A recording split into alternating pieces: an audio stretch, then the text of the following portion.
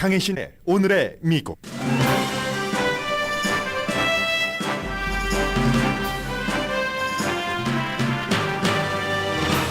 시애틀 길 자동차 안에서 총에 맞아 숨진 권이나 씨와 부상한 남편 권성현 씨 가족의 비극이 많은 사람을 움직이고 있습니다. 임신 8개월인 아내의 몸을 자신의 몸을 던져 구하려고 했던 남편은 아내와 2살, 딸과 작별하고 2살인 아들에게는 아직 말도 못하고 있습니다. 이나 씨의 친구가 숨지기 전 이나 씨는 곧 3살이 될 아들의 특별한 생일 케이크를 준비할 때 흥분했던 모습을 떠올리면서 장례식과 한국에 사시는 이나 씨 부모님을 모실 준비를 대신하면서 GoFundMe 어카운트를 오픈했습니다. 체포된 용의자는 30살의 전과자이고 시애틀에서는 한인을 포함한 주민과 정치인 모두 황망한 총격 사건을 감정과 이성으로 대하고 있습니다. 미국은 여전히 트럼프 전 대통령 형사 기소와 그 이후의 결과에 불안해합니다. 회기눈한 월스트리트저널 칼럼니스트는 오늘 사람들이 트럼프 전 대통령에 빠진 이유를 정리하고 그러나 조용한 그의 지지자는 더는 그를 지지하지 않을 것이라고 예언했습니다. 텍사스 루이지아나주는 열기로, 플로리다주는 홍수로 인명피해가 나고 있습니다. 연방 법무부가 PGA와 사우디, 리브의 합병을 조사합니다. 문화전쟁으로 탑셀러 자리를 멕시코 맥주에 뺏긴 버드라이트가 시장 지배력을 되찾기 위한 새로운 캠페인을 합니다. 86세의 WP라는 분이 조지 오웰의 소설 1984년을 빌린 지 65년 만에 오레곤 도서관에 반납했습니다. 지금 반납하는 데는 이유가 있습니다. 여러분 안녕하십니까? 오늘의 미국 강혜신입니다. 지금 이제 또 다른 총격 사건에 관한 보도가 나오고 있는데 저는 이 내용부터 여러분들께 전해드리겠습니다. 이번 주 초에 시애틀에서 있었던 34살 부인은 숨지고 8개월 된 그 딸도 잠시 세상 빛을 봤습니다. 그리고 아버지에게 안겼다가 아버지가 작별할 수 있는 그 정도의 시간 정도만. 그리고 그 딸도 엄마는 그러니까 딸과 인사를 하지 못했죠. 아버지는 아내와 딸을 전부 떠나보냈어야지 됐고 37살 남편은 퇴원했습니다. 오늘 저는 고펀드미에 한 그 숨진 권이나 씨의 친구가 쓴 글을 읽어드리겠습니다. 이 글을 읽으면서 제가 왜 이렇게 아름다운 사람들, 젊은 그 숨지는 갑작스럽게 황망하게 숨지는 코리안 아메리칸들이 요즘에 특히 총으로 아무런 죄 없이 너무 아름다워야지만 되는가 이런 생각을 해봤는데요. 그분의 글은 이렇게 시작합니다. 너무 부당하고 설명할 수조차 없는 그런 총격으로 생을 마감한 내 친구의 스토리가 제목입니다. 권성현 남편이고요. 권이나 사랑하는 아들 서진이랍니다. 이름이 2살입니다. 몇 주일 있으면 3살이 됩니다. 그들의 인생전이 사랑이 가득한 가정과 사업을 시애틀에서 꾸리려던 그 2사람은 내 친구 부부는 몇 년 전에 식당을 오픈할 기회를 맞았고 사업을 열정적으로 하다가 그렇게 됐습니다. 화요일 6월 13일 아침 11시 일하러 가다가 퓨전 일식집이죠. 사가와 레노라 스트리트에서 시애틀에 살고 계신 분들은 많이 아시겠죠. 좌회전하려고 트래픽 사인에서 정차했을 때 그 순간 총성이 울리자 남편은 본능적으로 8개월 임신 중인 아내를 꼭 껴안았습니다. 운전은 아내가 하고 있었습니다. 갑작스러운 사고에 고통도 느끼지 못했는데 남편도 본인의 팔에 총알이 박혔다는 것 자체는 알았습니다. 무작위로 날아오는 총알을 다 막았다고, 무사히 아내와 딸을 지켰다고, 엄마의 배 안에 있는 딸을 지켰다고 생각을 했는데 보니까 아내가 총에 맞아 위독하다는 걸 남편이 알았습니다. 미친 듯이 본인의 옷을 찢어서 아내의 피를 멈추게 하고 앰뷸런스를 타고 하버뷰 메디컬 센터 응급실 수술실로 아내를 옮겼습니다. 34살의 아내이고 엄마인 스마일이 아주 아름다운 사랑스러운 표정의 아내는 태어나지 않은 딸과 함께 비극적으로 세상을 떠났습니다. 잠시 태어났었죠. 의사들의 수술 집도로. 법원 기록에 따르면 숨진 내 친구 이나는 임신 32주일이었고 4발의 총을 맞았습니다. 친구는 병원에서 숨졌습니다. 그리고 태어나지 않은 아이는 아주 짧게 세상에 나왔지만 곧 숨졌습니다. 친구의 남편은 잠시 아름다운 딸을 안아볼 수 있었습니다. 오직 굿바이 이렇게 말할 정도의 짧은 순간이었습니다. 내 친구는 딸을 안아보지 못했습니다. 의사들은 친구 남편의 팔에서 총알을 제거했지만 그 안에 박힌 파편까지 완전히 꺼내지는 못했습니다. 다행스럽게 뼈나 신경을 다치지는 않았습니다. 그리고 그는 퇴원했습니다. 감시 카메라를 보니 내 친구의 자동차는 교차로에 정차했었고 용의자는 급하게 달려와 운전석 옆문에 손을 뻗었습니다. 그가 자동차 옆으로 접근할 때 그 연기가 핸드건에서 나왔거나 아니면 유리창이 깨지면서 여러 가지 연기가 나왔고 남편은 그 당시에 누군가가 자동차로 접근하는 것도 몰랐습니다. 이런 일이 일어나리라고 누가 예상을 하겠습니까? 용의자는 코델 M. 그스비 30살 중범 전과자고 무기를 가질 수 없었습니다. 핸드건은 절도당한 무기였습니다. 남편은 사랑하는 아내와 아름다운 딸을 잃은 슬픔에 빠져 있고 그리고 2살짜리 아들은 아직 엄마를 왜 더 이상은 볼 수 없는지 이유를 모릅니다. 누가 이런 비극을 2살짜리 아이에게 설명할 수 있겠습니까? 어느 아빠가? 저는 제 친구 이나가 아이의 3살 생일 케이크를 특별히 만들려던 그 익사이팅해하던 순간을 기억합니다. 그 아들의 생일은 곧 다가옵니다. 몇 주일이면. 우리는 이 아름다운 가정을 가능한 한 많이 지원하고 싶습니다. 지금 남편은 일을 할 수 없고 그의 식당도 아들을 돌봐야 되기 때문에 운영할 수 없습니다. 우리가 장례식을 준비하고 있고 이나의 가족이 한국에서 오는 것도 준비해야 합니다. 아름다운 딸을 마지막으로 보러 오시는 친구 이나의 부모님도 말입니다. 기부를 하기 어려우시면 이 링크를 공유해 주시고 이 가족을 위해서 기도해 주세요 하고 이름을 밝히지 않은 숨진 그 권이나 씨의 친구가 바로 이 사이트에 쓴 글입니다. GoFundMe. 지난번에 텍사스에서 어느 주말 가족과 함께 쇼핑몰에 갔다 이제 큰아들 한 사람만 살아남은 케이스가 있잖아요. 그때와 마찬가지로 GoFundMe. 그리고 너무 아름답습니다. 숨진 아내가 너무 아름답고 남편도 아름답고 정말 아름다운 그런 그 가족입니다. 그래서 지금 어제 이 GoFundMe가 오픈됐고 현재 이 GoFundMe에는 12만 3,311달러가 모였습니다. 그리고 이제 이 친구분이 GoFundMe를 개설하면서 링크한 곳은 2군데의 시애틀 쪽의 로컬 텔레비전 방송국의 뉴스입니다. 그리고 당연히 뭐 시애틀 타임스도 이 뉴스를 보도를 했는데 여러분들께서 뭐 뉴스를 늘 들으시는 분이라면 알고 계실 것 같아서 제가 전후좌우를 반복을 해서 말씀드리지는 않았었습니다. 그리고 그 친구의 글 내용의 사건이 거의 나왔는데 이 2사람은 친구가 쓴 것처럼 정말 운이 좋게 어떤 일식당을 오픈을 할 수 있었는데 그 일식당 보면은 관광객들에게 아주 유명한 식당이었고요. 그리고 벤또라고 하는 말 그대로 소셜미디어에 뭐 페이스북 같은데 이 부부가 올린 그런 것도 있고 부부가 너무 아름답습니다. 다운타운에 있는 직장인들도 많이 갔고 어떤 때는 이제 발렌타인 메뉴 같은 것도 부부가 소개를 하고 왜 여러분들 트럼펫 잘 부는 케니지 있죠?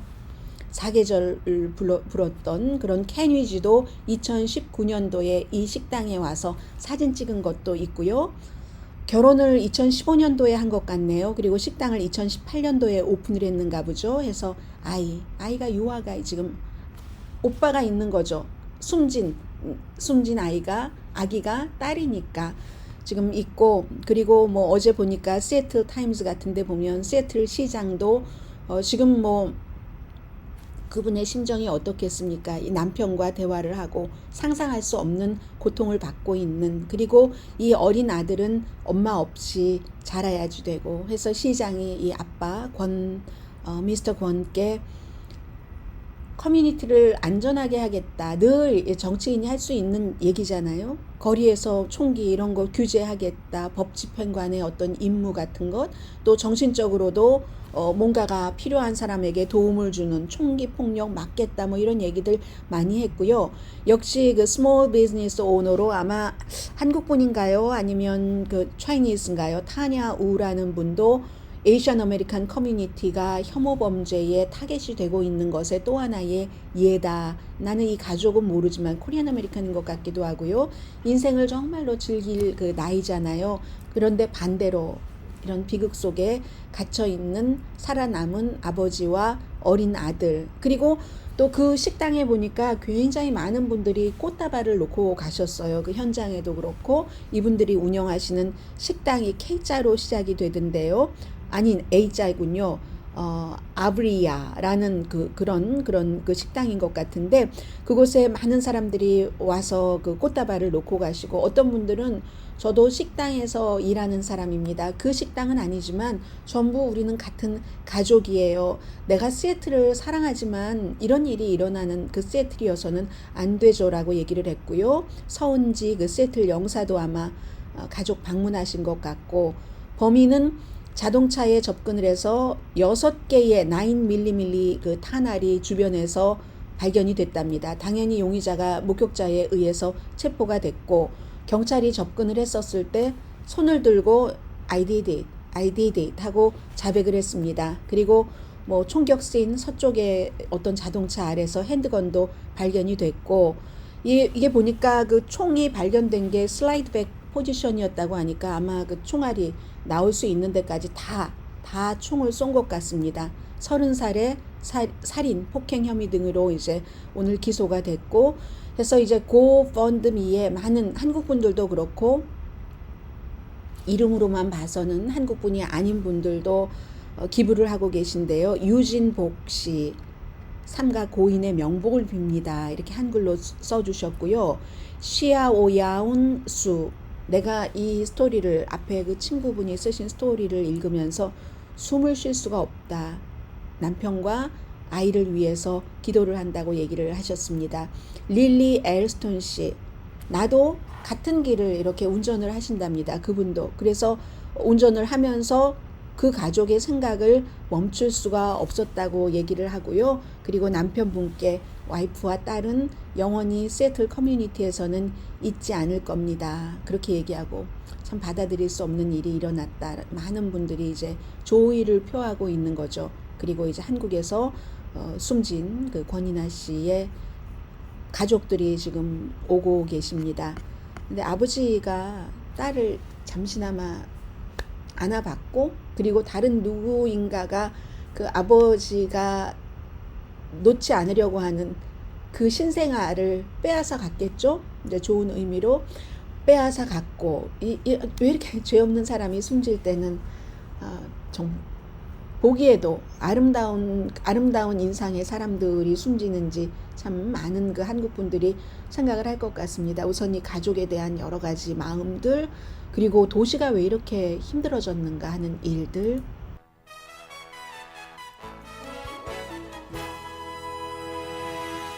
고펀드미에 가셔서 혹시 관심이 있으신 분들은요, 제목이 helping, 돕다 할 때 그 helping 성, SUNG, 성's family 해서 이제 그렇게 적으시면 될 것 같습니다. 그냥 SUNG라고만 쓰셔도 가족이 토끼 모자 같은 것을 쓰고요. 어린 그 아들, 아직은 딸 아이는 태어나지 않았으니까 세 사람의 사진이 있는 바로 GoFundMe 페이지입니다. 잠시 뒤에는 굉장히 중요한 정치 이슈지만 오늘 뭐 금요일이기도 하고 좀 에세이 비슷한 스토리 전해드립니다. 라디오 서울 방송 오늘의 미국 듣고 계십니다. 우선 플로리다 지역에 살고 계시는 분들, 지금 뭐 플로리다 지역에 살고 계시지 않는 분들이라도 제가 지금 말씀드릴 플로리다, 텍사스, 루이지아나 이런 곳에서 날씨와 관련돼서 들어오고 있는 뉴스가 얼마나 세상이 변하고 있는가 하는 것을 또 느끼실 수 있는 이슈이기도 합니다. 팬핸드, 뭐 뉴스에 자주 나오는 지역이죠. 그것은 지금 뭐 오피스라든가 꽃가게, 또 뷰티 살롱 이런 한 두 블럭 정도의 비즈니스 업체가 아주 큰 그 피해를 입었다고 하고요. 그리고 펜사콜라, 웨스트 펜사콜라, 그 워링턴, 걸프 브리즈 이런 그 주변 지역에 전부 비상사태가 선포됐는데, 뭐 토네이도가 몰아치고 홍수 비상사태 자체는 홍수 비상사태네요. 막 우박도 내리고 15인치까지 어젯밤에 비가 내렸기 때문에 지역에 따라서 사망자도 있습니다. 그리고 그 플로리다 쪽에 그 토네이도가 텍사스 이쪽까지 영향을 미치네요. 그래서 한 오늘 아침에 텍사스 지역에도 23만 명의 사람들이 금요일 그 오늘 아침에 전력 공급이 끊겼습니다. 그거랑 연결된 것 같지는 않은데요. 그리고 이제 오클라호마, 루이지아나, 미시시피, 엘라바마, 플로리다에선 뭐 당연히 정전이 일어나는 것 있고요. 이렇게 해서 연결이 될 수도 있겠네요. 하고 또 텍사스 자체에도 지금 텍사스는 토네이도와 너무너무 뜨거운 여름의 열기로 고생하시는 분들이 무척 많네요. 작은 마을에서 페리튼이라는 마을에서 토네이도로, 작은 마을인데도 3명이 숨지셨고요. 그리고 멕시코와 텍사스 국경은 지금 폭염이니까 이 폭염은 이제 뉴올리언스 쪽에도 가는 거죠. 텍사스 하면은 그 폭염 때 우리가 2021년도에 막 전기가 다 나가고 했었을 때 텍사스의 테드 크루즈 연방 상원의원이 가족과 뭐 몇몇 사람들과 함께 칸쿤으로 뭐 피신 가고 했었던 적 있잖아요. 그것으로 생각하시는 것처럼 이번에도 텍사스가 전력 공급이 이제 그 프로그램상 주마다 다 다르니까 안전하지 않기 때문에 너무 폭염이라서 신경들을 많이 쓰고 있는 것 같습니다. 주말에 120도까지 올라가는 곳이 있다고 하네요. 그래서 평균의 이때의 기온보다 15도에서 25도 정도, 다음 주도 마찬가지랍니다. 그 정도 높은, 그러니까 우리가 이렇게 보면은 온실가스로 인한 기후변화가 일어나기 전과 그 이후를 비교를 하면은요, 이런 폭염, 막 토네이도 같은 것이 올 수 있는 확률이 5배 지금 더 높답니다. 캘리포니아도 보세요. 저도 지금 요즘 가죽 싫어하시는 분들이 많으셔서 말씀드리기 좀 그런데, 제가 가죽 자켓을 입었잖아요. 너무너무 오래전에 누군가가 샀는데 맞지 않는다고 저에게 버린 겁니다. 지금 6월인데 6월 중순인데 오늘이 6월 16일이잖아요. 6월 중순에 제가 로스앤젤레스에서 가죽 자켓을 입고 있습니다. 속에도 얇은 캐슈미어 스웨터를 입고 있거든요. 그런데도 저는 하나도 덥지 않거든요.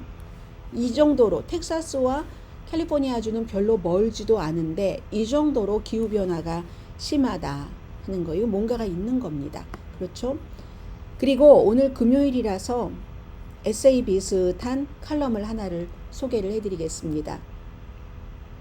트럼프가 지금 위대한 대통령이고 트럼프는 위대한 대통령이 될 것이야. 미국의 45대 대통령이었었던 도널드 J. 트럼프에 대해서 이렇게 생각하고 계시는 한국 분들이 많이 계십니다.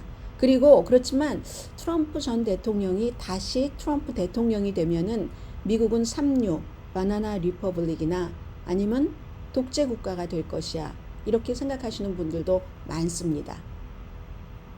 그 사이에 저는 이제 세계 뉴스를 보면 어떤 느낌이 드냐면, 최근에 제가 이탈리아의 실비아 베를루스코니나 이스라엘의 벤자민 네타냐후를 말씀드렸지만, 며칠 사이에는 사실은 보리스 존슨이라는 영국 총리, 이 얘기도 보리스 존슨도 트럼프 전 대통령과 좀 비슷한 면이 많죠.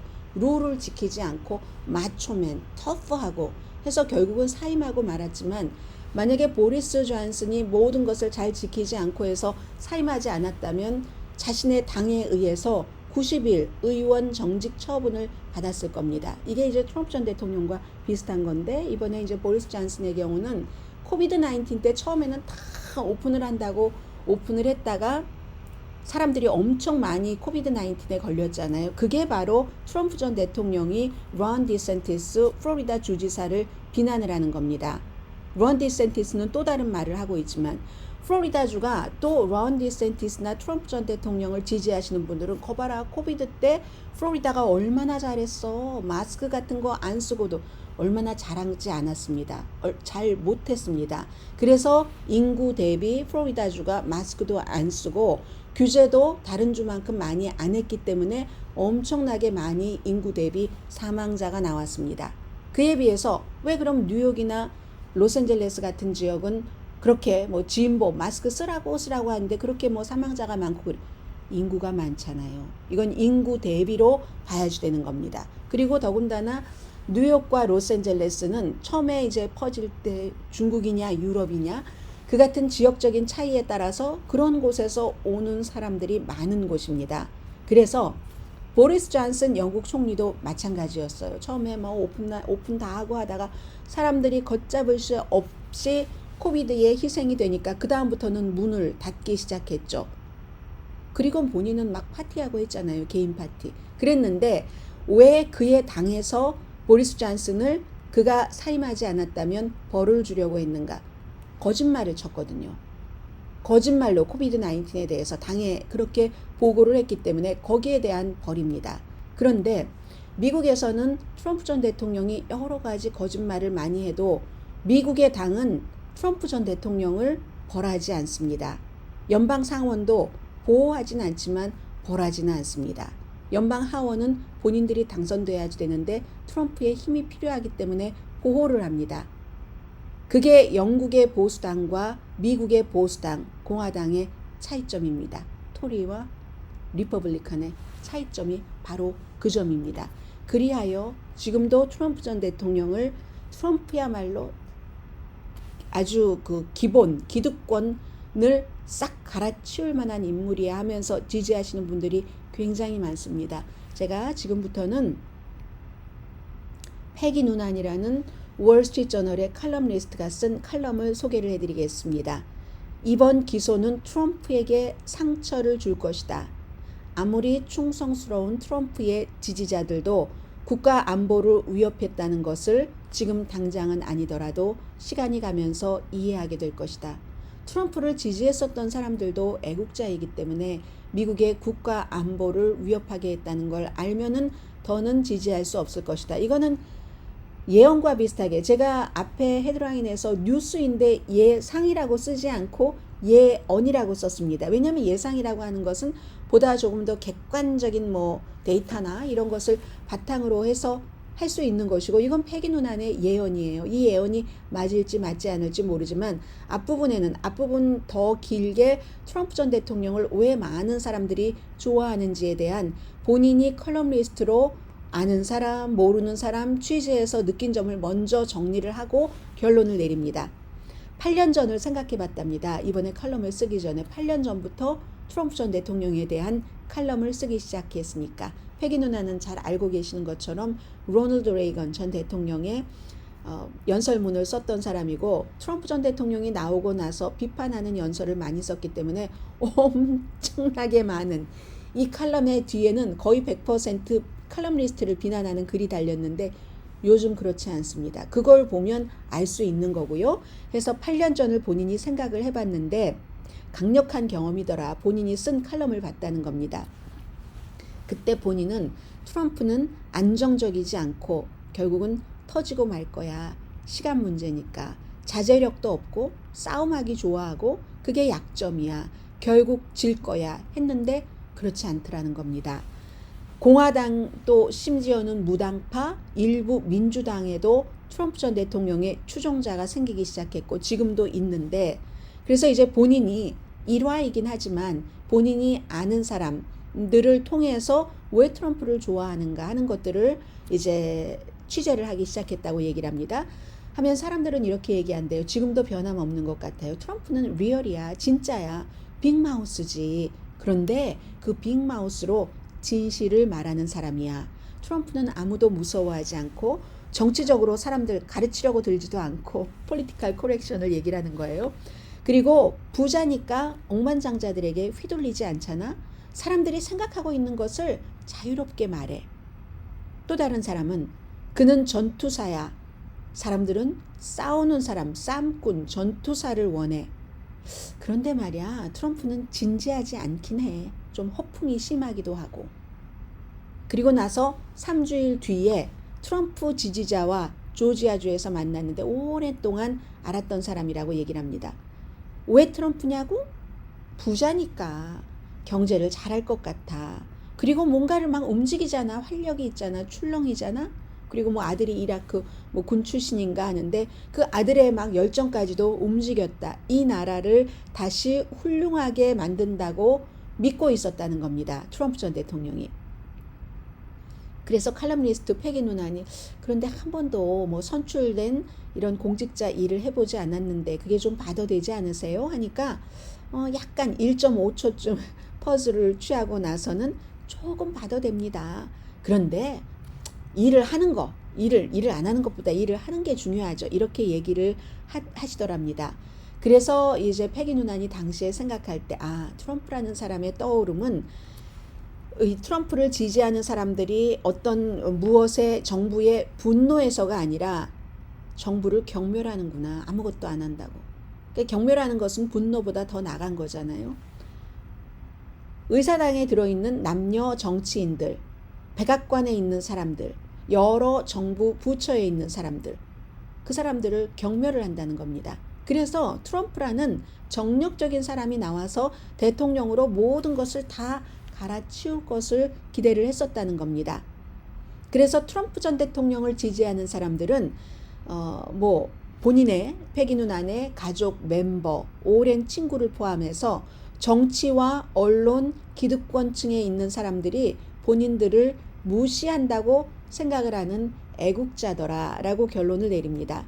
미국 기득권층이 8년 전에 이제 트럼프 전 대통령 막 선거 캠페인 시작하고 할 때 그때로부터 지난 20년 동안 자신들이 무시당했고 그 사이에 기득권층의 정치인들은 섹스 스캔들, 머니 스캔들, 그리고 2번이나 이기지 못한 전쟁이 있었죠.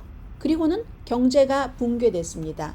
경제가 붕괴된 뒤 회복됐긴 했지만 허약한 회복이었고 국경은 out of control이고 그래서 트럼프의 막 분노에 찬 이런 말들이 불을 붙였다고 얘기를 합니다. 그게 이제 트럼프 전 대통령을 사랑하는 이유고요. 사람들이 형사기소에 대해서 쓰고 있습니다. 이번 형사기소는 트럼프가 가져갔던 게 기자회견 내용도 아니고 개인 편지나 뭐 자서전에 쓸 뭐 사진 이런 것들이 아니라 불법적으로 국가 안보, 기밀 자료를 숨기고 또 다른 사람에게 보여주기도 하고 안 가지고 있다고 거짓말도 치고 이것보다 더 심각한 기소는 없다. 쭉 썼는데 저는 너무 많이 여러분들께 말씀을 드려서 생략하겠습니다. 사람들은 트럼프 전 대통령이 사기꾼처럼 사업을 했어도 결집했다고. 여자를 학대하는 것? 뭘 하던 상관하지 않았고. 그러나 국가 안보를 핵기밀까지 포함을 해서 위험하게 했다. 나를 위험하게 했다. 이건 다른 문제라고 얘기합니다. 힐러리는 뭐 바이든은 이렇게 얘기하는데 다 답이 안 된다고 얘기를 합니다. 팩트 체크해서 말씀드렸습니다. 그럼 트럼프의 의도는 무엇인가? 이건 얼마 전에 뉴욕타임즈의 H로 시작되는 이름의 기자가 지적한 것과 거의 비슷하네요. 왜 그러면 가지고 나간 것도 의도적으로 알고 가지고 나갔는데 돌려달라고 할 때 돌려주기를 거부했는가? 트럼프에게 모든 건 자기 거니까. 아주 타고난 탐욕가니까. 마이페이퍼라고 얘기하잖아요. 마이페이퍼. 또 타고난 허영심으로 가득 찬 인물이니까. 사람들에게 이 손으로 쓴 편지를 봐요. 김정은이 트럼프를 사랑한다니까요. 내가 이런 사람이에요. 내가 누군지를 알겠죠? 그리고 이 침략 계획을 봐요. 이런 사람들. 그래서 이 패기 누나는 저의 두려움은 마랄라고가 스파이의 둥지와 같은 역할을 했을 수 있다는 겁니다라고 얘기를 합니다. 여러분들께 전해드렸었는데요. 기억하세요? 2019년도에 한 중국 여성이 4개의 휴대폰과 하드드라이브 뭐 이렇게 해서 멀웨어 뭐 하고 뭐 이렇게 하려고 침입하다가 체포됐었잖아요. 8개월 감옥살이 했습니다. 그 뒤에도 또 다른 중국 여성이 체포되기도 했고 2021년도에는 뭐 우크라이나 가짜 상속자예요. 상속자라고 막 거짓말하면서 접근하려고 말하려고 시도를 했었던 일도 있었고 말하려고는요. 트럼프가 대통령이 되고 나서 멤버십 비가 비싸지긴 했습니다. 골프장이 있잖아요. 리조트 호텔이잖아요. 20만 달러만 주면 그러나 누구나 다 들어갈 수 있습니다. 거기에 대해서 이번에 특별검사가 사진을 많이 첨부를 했죠. 화장실에서도 볼룸에서도 이러한 박스가 발견된 거. 그럼 그동안 손을 안 탔다고 할 수 있을까? 이걸 걱정을 한다는 거죠. 그 밖에 또 누구가 있을까? 말하려고는 안전하지 않다. 거기에 있어서는 안 됐을 그럴 기밀이었었다라고 얘기를 하면서 결국은 그렇기 때문에 트럼프 전 대통령은 상처를 입을 것이라고 확신합니다. 시끄러운 트럼프의 지지자가 아니라요. 시끄럽게 트럼프 전 대통령을 지지하면서 나 이거 지지해. 이번에 내가 그래서 화가 나서 뭐 뭐도 더 뭐 후원을 하고 뭐 이렇게 얘기하는 사람들이 아니라 조용하게 지지를 했었던 사람에게는 다는 아니더라도 그 조용한 지지자들은 또 돈과 관련이 없는 정직한 이런 사람들은 더 이상은 이제 이 재판 진행되고 하면서 트럼프를 지지하지 않을 것이다 라고 얘기를 합니다. 예언이에요. 어떻게 될지 저는 알 수 없다 라고 생각을 하고요. 그리고 트럼프 전 대통령이 어떤 분들은 그게 기밀문서인지 아닌지 어떻게 알고 뭐 이렇게 얘기를 하는데요. 이게 미국의 그 대통령 기밀문서라는 게 이렇게 돌아갑니다. 대통령 기밀문서법이라는 것을 지미 카터 전 대통령이 워터게이트 사건 때 만약에 리처드 닉슨이 그걸 다 없애버리면 어떡하는가 창피하잖아요. 그러니까 그걸 그러지 못하도록 해놨는데 이게요. 대통령 재직 시에 받은 무슨 정보기관의 어떤 그 보고서라든가 이렇게 김정은이 준 편지라든가 이런 모든 것들은 꼭 대통령 혼자만 알고 혼자만 갖고 있는 게 아닙니다. 그게요. 대통령 기록물 보관소 있잖아요. 거기로 리스트가 다 리스트업돼서 넘어갑니다. 기록을 하는 사람이 있잖아요. 대통령의 기록을. 그래서 그걸 몰랐을 리도 없고 그리고 만약에 대통령이 처음 대통령을 해봐서 몰랐다면 누군가가 가르쳐 줬어야지 됐겠죠. 가르쳐 줬지만 안 들었었을 수 있는 확률이 아주 높은 것이고 그래서 대통령이 뭐가 잘못했는데 기밀을 가지고 간 것 이거는 시간이 지나가면 그냥 아무 생각 없이 트럼프 전 대통령을 지지하시는 분들은 끝까지 깨어나지 못하겠지만 그렇지 않은 사려 깊으신 분들은 시간은 걸리지만 깨어나지 않는다면 나는 생각하지 않는 사람입니다 라고도 말해도 뭐 무방까지는 아니지만 어느 정도는 그런 공격을 받으실 수도 있는 그런 부분입니다. 그래서 저는 패기 누나는 결국은 트럼프의 조용한 지지자들은 등을 돌릴 것이다 라고 했는데 알 수 없다라고 생각을 하고 많은 사람들은 정말 트럼프 전 대통령이 지지해서 썩은 물을 다 뽑고 미국을 다시 그레이트 어게인 하게 할까요? 아니면 썩은 물을 뽑는 사람은 깨끗한 사람이 뽑아야 되는 것 아닌가요? 본인이 여자 문제, 비즈니스 문제, 기타 등등 문제가 많은 사람이 어떻게 썩은 물보다 더 깨끗하다고 할 수 있을지 저는 잘 모르겠습니다. 잠시 뒤에 다른 뉴스 전합니다.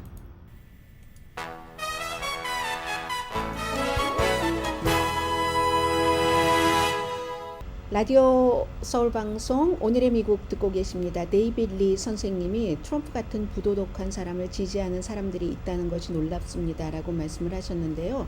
트럼프 전 대통령을 지지하시는 분들은 앞서 그 패기 누난 칼럼니스트가 얘기한 것처럼 무슨 여자 문제나 사업할 때 뭐 사업을 완전히 아주 순수 무결점으로 그렇게 할 수는 없겠죠. 그러나 트럼프 전 대통령은 많은 것들이 드러났으니까 그런 것에 특별하게 받아당하지 않는 분들인 것 같습니다.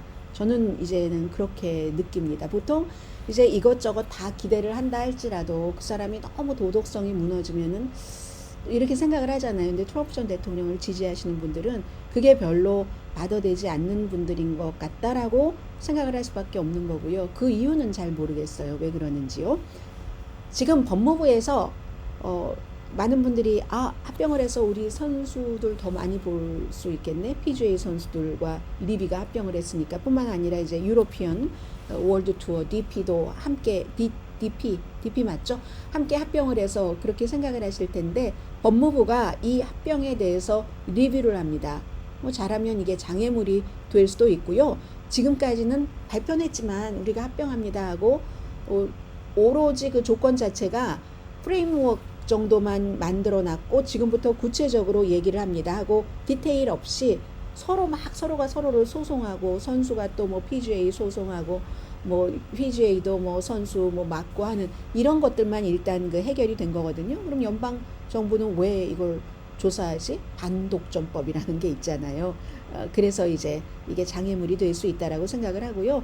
PGA 투어와 다른 골프 단체를 뭐 연방이 수사한 게 뭐 이번이 처음은 아니니까요. 법무부가 그렇기 때문에 이게 뭐 잘하면은 어쩌면 효력을 발휘할 수 없을 수도 있지 않을까? 무너질 가능성도 있다.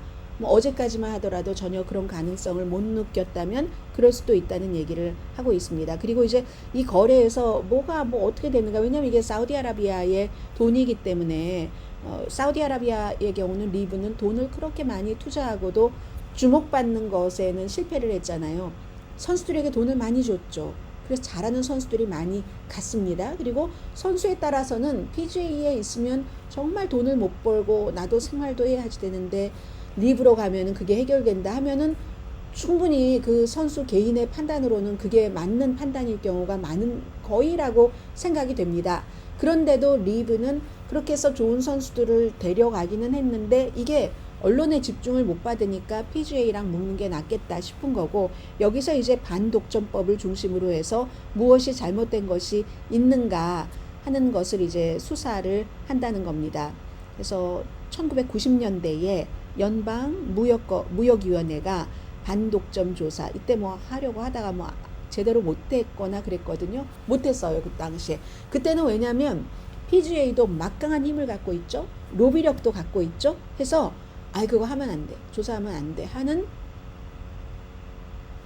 정치인들이 뒤에 있었던 겁니다. 이번에는 이게 사우디아라비아잖아요. 사우디아라비아가 인권으로 많은 사람을 숨지게 하고 지금도 별로 오늘 아침에도 제가 얼핏 보니까 7명의 젊은 사람들을 별로 아주 큰 이슈도 아닌데 뭐 처형 비슷한 그런 벌을 내린다고 하는 것을 얼핏 봐서 자세히는 모르겠습니다. 그렇게 기억이 되는데 그러면서 정권 유지에만 힘쓰고 독재 유지에만 힘쓰고 하는 그런 것과 이걸 이렇게 하는 게 맞는 거야 하면서 의원들 자체도 이거 조사해야지 된다라고 얘기하는 사람들이 무척 많잖아요. 그 스포츠 워싱이라는 거죠. 돈을 들여서 축구, 뭐 골프 같은 데서 사우디아라비아의 이미지를 좋게.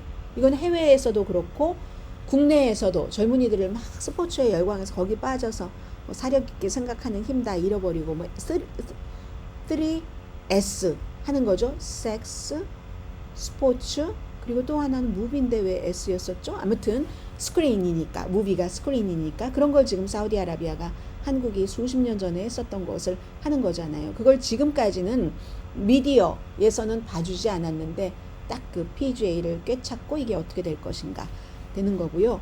버드라이트는 새로운 캠페인을 시작합니다. 버드라이트가 이제 성전환을 한 그런 그 유명한 틱톡에서 유명한 팔로워가 뭐 한 뭐 1000만 명 정도 있는 사람에게 뭐 축하합니다 하고 1년 이렇게 소셜미디어에서 활동한 거 축하해요 하고 그 사람의 얼굴이 그려진 맥주 캔을 보내서 인스타그램에 올린 이것만으로 뭐 불과 얼마 사이에 4월부터 시작된 건데 판매가 25%가 5월 달에 떨어져서 멕시코 맥주. 제가 그때 발음 잘못했어요. 그 L자를 요로 해야지 되는 게 맞습니다. 맥주 이름은 잊었고요. 거기에 내줬는데 물론 그렇다고 이게 저 밑바닥에 있던 맥주가 갑자기 올라온 건 아니고 착착착착 올라오고 있다가 모멘텀을 맞은 것이긴 하죠. 그럼에도 불구하고 이 버드라이트가 우리가 그럴 수가 없지. 지난 20년 동안 최고였는데 하는 것을 되찾기 위해서 지금 캠페인 하는 게요. 이렇게 얘기를 합니다. 쉽게 마시고 쉽게 즐길 수 있는 하는 캐치프레이즈를 내걸고 그 에노저 부시의 CEO가 미국 CEO예요. 브랜든 윗월스 이분이요.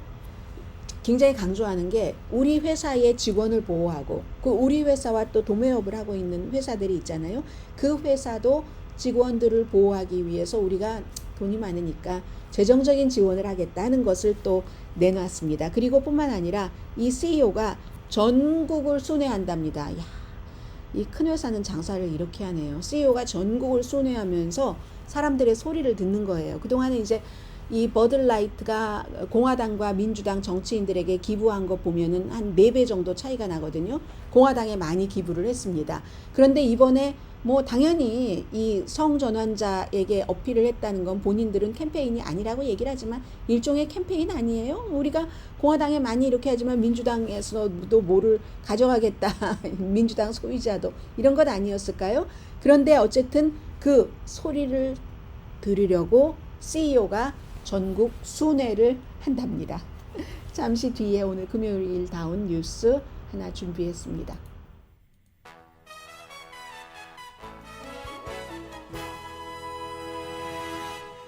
라디오 서울 방송 오늘의 미국 듣고 계십니다. 블라디미르 푸틴 러시아 대통령이 벨라루스에 첫 번째 핵무기를 보냈다라고 시인을 했습니다.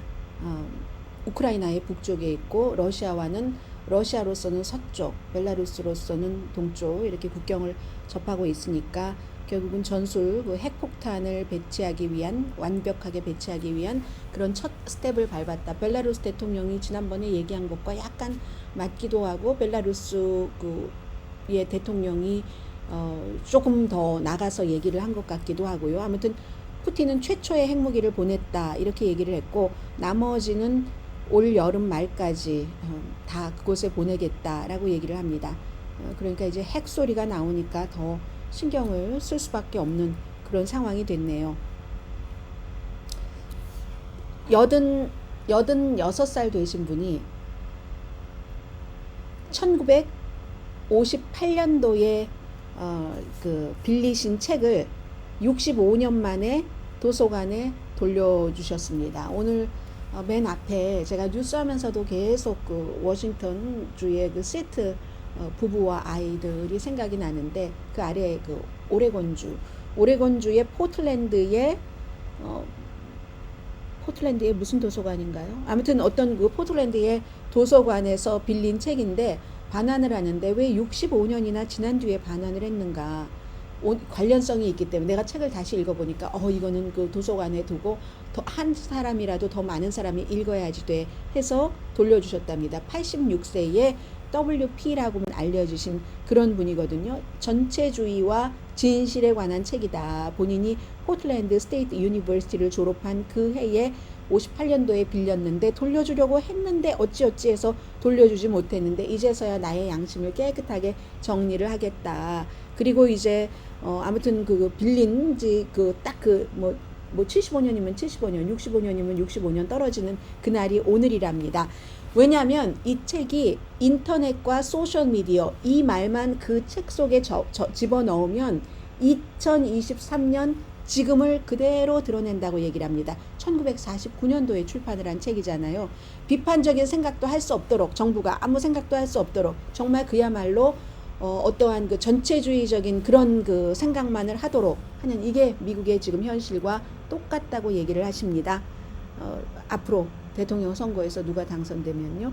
미치 매코넬 공화당 상원 원내대표가 한마디 했네요. 2024년도에 후보의 중요한 요소는 뭐라고 했나요? 지금 캐릭터나 성품이나 퀄리티라고 했군요.